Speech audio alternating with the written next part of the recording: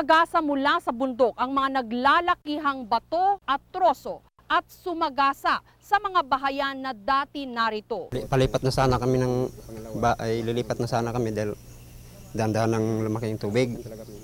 Nung hawak-hawak ko ng anak ko at saka yung anak kong pangalawa, hawakan ng asawa ko, hindi na kami, naabutan talaga kami ng tubig. Biglang tumaob yung bahay namin at saka tangay kami ng baha. Malaparaiso ang isla ng Camiguin dahil sa taglay nitong ganda. Pero 2001, sinubok ang islang ito ng matinding mga flash flood at landslide matapos ang pananalasa ng bagyong Nanang. Sa bayan ng Mahinog, nadatnan namin ang mga pamilyang sabay-sabay na nagluluksa, naglalamay at naglilibing ng kanilang mga mahal sa buhay. Balikan po natin ang kwentong ito. Ako si Jessica Soho. Ako po si Jessica Soho. Ako po si Jessica Soho. This is Jessica Soho reporting. Balikan natin ang paghahatid ko ng serbisyong totoo bilang isang journalist. Bingi ata ako, Mama. March 1989 nang una naming tangkaing marating ang Isla ng Pag-asa. Gaya po ng inyo nakikita, tayo ay nakasakay ngayon sa isa sa mga tangke. Paano kaya sila magpapasko dito, no? This is Hickam Air Force Base here in Hawaii. Ito rin tiyak ang gustong paniwalaan ng marami sa atin. To see is to believe. Samahan niyo po kami sa isang natatanging paglalakbay.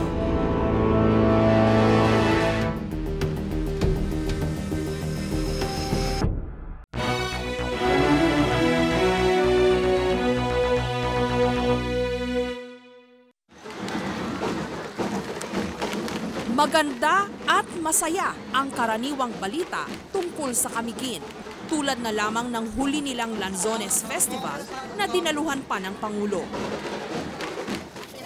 Kilala ang Camiguin sa mga napakagandang tanawin at napakatamis na lanzones. Pero noong nakaraang linggo, malungkot ang balita na galing dito. Isang trahedyang ikinamatay ng halos 200 nilalang.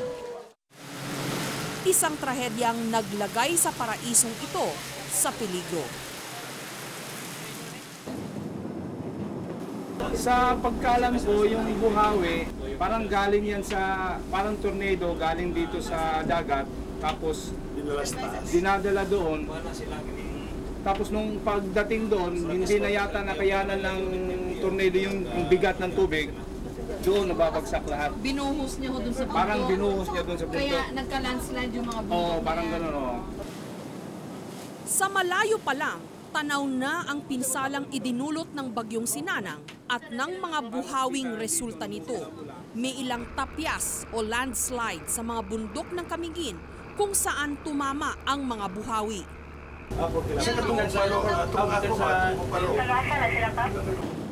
Matagal ko nang nabalitaan ang angking ganda ng isla ng Camiguin.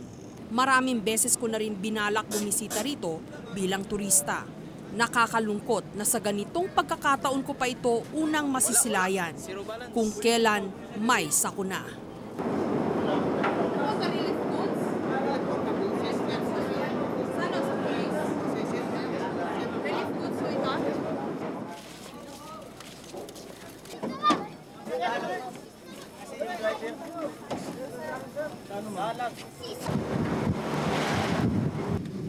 Nakasabay namin sa ferry si Mang Tony, tubong Camiguin.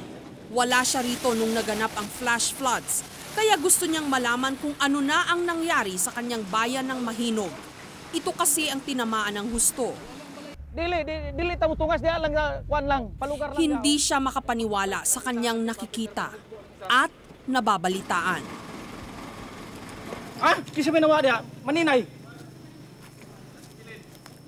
Wala makita. Nakita? Ano sabi niyo ho? May ako, pinsan dalawa na mamatay. Nakikita doon sa yung Mentiga Island. Oo. Yung dalawa missing, yung ina at saka yung anak. Nililibing namin dito. Ngayon ho ang libing. Mang Tony, ano hong reaction nyo na ganito ho yung dinatnan nyo sa bayan nyo? So grabe, para kang nawala ng pag-asa. Pag-asa. Kapos na kapos yan ngayon dito sa bayan ng Mahinog. 7 ang patay sa pamilya ni Aling Sonia, kasama ang kanyang panganay na anak. Sino hong na ano sa inyo? Nanay ko, Tapos, isang kapatid ko, pinakapanganay po namin.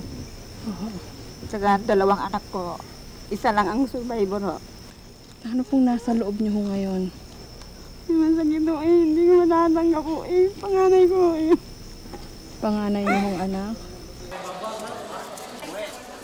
2 araw matapos ang kalamidad, inabutan ng aming news crew si Aling Sonia na naghahanap ng kanyang nawawalang mga kapamilya. At nung nakita niya ang mga ito'y, hindi niya malaman kung sino sa kanila ang uunahin niyang iyakan.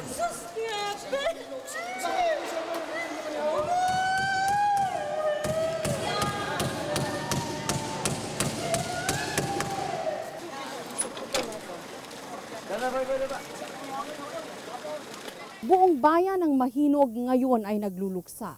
Maraming bangkay na ang nakita at nailibing na. Subalit higit na marami pa ang nawawala. Sa dami ng mga namatay, ni hindi na malagyan ng krus ang mga puntod. Sa mass graves na lamang ang mga ito inilalagak. 4 sa pamilya ni Mang Generoso ang tinangay ng trahedya.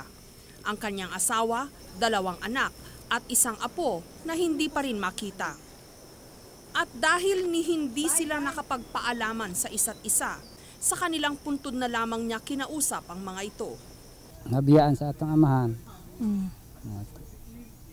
Mag-ampo. Ano daw? Hingin niya sa langit na Hingin sila. na tulong ano. Tulong Ayos ang kalagayan na dun sa taas. Sana magdasal rin siya. Kapitbahay ni Mang Generoso si Romy. Ipinaliwanag niya kung ano ang nangyari noong madaling araw ng nakaraang Miyerkules. Alas 2 ata yan o alas 3. Palipat na sana kami ng bahay, lilipat na sana kami dahil dahan-dahan ng lumaki yung tubig. Nung hawak-hawak ko na yung anak ko at saka yung anak kong pangalawa, hawakan ng asawa ko. Hindi na kami, naabutan talaga kami ng tubig. Biglang tumaob yung bahay namin, saka tangay kami ng baha. Tuloy hanggang napunta kami sa dagat, 2 anak ko, kasama ko. Hindi ko na napansin kung saan napunta yun. Kasi ikot-ikot kami. Ang 2 anak ni Romy ay hindi nakaligtas. Sila lang mag-asawa ang nabuhay.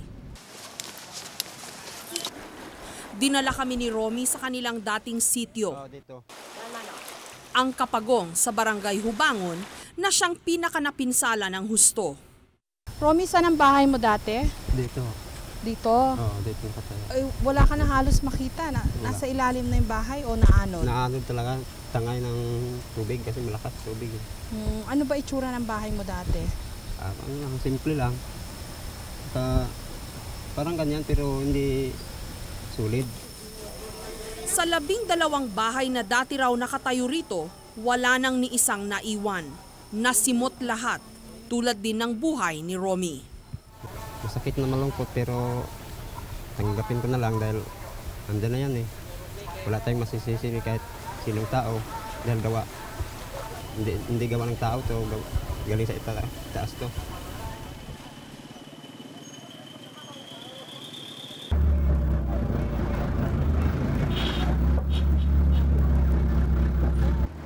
Umasa ako at nag-akala na sa Ormoc, Leyte ko lang masasaksihan ang mga ganitong eksena. Na hindi na mauulit pa sa ibang lugar ang ganitong uri ng bangis ng kalikasan. Pero sa Camiguin, nangyari uli ito. At sa magkatulad na paraan, buhawi ang nagtulak sa pagdausdos ng lupa, bato at tubig na nagbaon sa paanan ng bundok sa mga bahay at mga buhay. Ang Barangay Hubangon ang nagtamo ng pinakamalupit na hagupit ng mga buhawi. Rumagasa mula sa bundok ang mga naglalakihang bato at troso at sumagasa sa mga bahayan na dati narito. Paraiso raw ito noon, pero sa kalagayan nito ngayon, hindi mo na maaninag ang dati tanyag nitong kagandahan. Sabi niyo nananalo pa ho kayo dati sa Oo, contest? oo, contest. Mayroong tinatawag yung Bulawanong Barangay. Ito ang nananalo. Itong pinakamagandang lugar kasi malapad doon, banda doon, Palayan. Dito, mayroong mga tanim na kahoy, jimilina, kung ano-ano. Tapos ngayon, wala na. Sa isang iglap, nagbago ang lahat. Ang dating maganda, naging pangit. Saan mo man ibaling ang iyong paningin, mistula itong basura ng kalikasan. Dati sapa lang o creek ang dumadaloy dito. Ngayon, isa na itong ilog. Para sa nag-iisang bahay na nakaligtas, minabuti ng may-ari na baklasin na lamang ito at lumikas sa ibang lugar.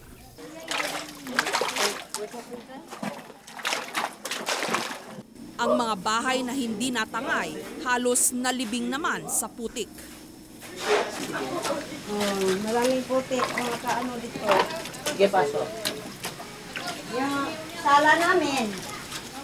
Tapos merong divider. Tingnan niyo kung ano nangyari. Ang ilang taong ipinundar na gamit ni Aling Marcela nawala sa isang magdamag lang. Ito na lang po ba yung natira sa mga ibang gamit? Oo. Yung mga plates namin, tsaka yung mga kalderin. Sa labas na kami nagluto. Mahirap yun, kung maraming putik. Pero mabuti ng mga gamit ang mawala, madaling palitan. Si Cherry, 9 years old, nag-iisa na lamang sa buhay. Yung pamilya niya na nasama sa baha at saka yung tatay niya at nanay niya namatay din. At saka yung kapatid niyang 4, siya lang natira, siya naiwan. Nawawala rin ang isang anak ni Aling Enriqueta. Gayunpaman, malaki ang pasasalamat niya na ang isa ay nakaligtas. Sa lakas daw ng daloy ng tubig, putik, bato at pati troso, nawalan siya ng malay. Pagkagising niya ay nagulat siyang naligtasan niya ito kasama ang kanyang asawa at isang anak. Kung pagkaano na ako, ang pagka ng mga bata na nawag, Mama, na malayo na ako. Nung nakainom kayo ng tubig, kaya po ba malaki yung tiyan ninyo? Puro tubig po yan. Sa kahit na anong trahedya, isang bagay lang ang aking laging ipinagtataka. Tayong mga Pilipino, gaano man kabigat ang problema, nagagawa pa ring ngumiti. Umasang lilipas din ang lahat ng ito. Bulahan man ikaw, sa babaeng at tanan, bulahan manusab ang bunga sa tiyan, mga seso. Dasal at malakas na pananampalataya. Yan ang madalas nating panangga sa anumang sakuna. At dito sa Camiguin, ang mga ito rin ang nagpapatatag sa ating mga kababayang kasalukuyang nalulubog.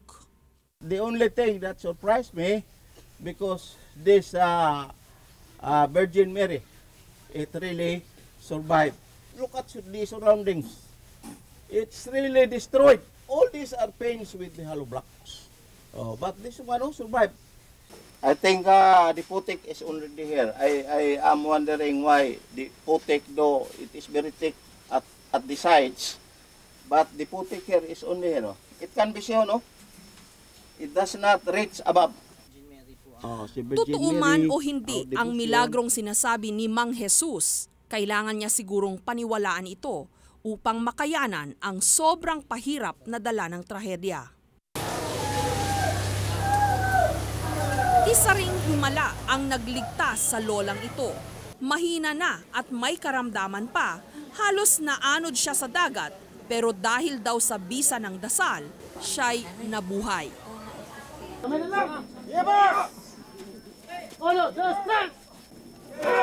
Sa Camiguin, tulad din ng sa ibang lugar ng sakuna na aking napuntahan, buhay ang diwa ng tulungan at bayanihan. Ganon din ang kaluwagan at kagandahang loob sa kabila ng matinding pangangailangan. Ano ho yan, Tang? Ito nga ang lansones dito sa Kubangon . Ay, ganun po. Ano po, bigyan niyo ako? Bigyan namin ito sa'yo. Nakakahiya naman ho. Mas kailangan niyo ito ngayon. Pero Matamis po ba lansones dito? oo, matamis talaga.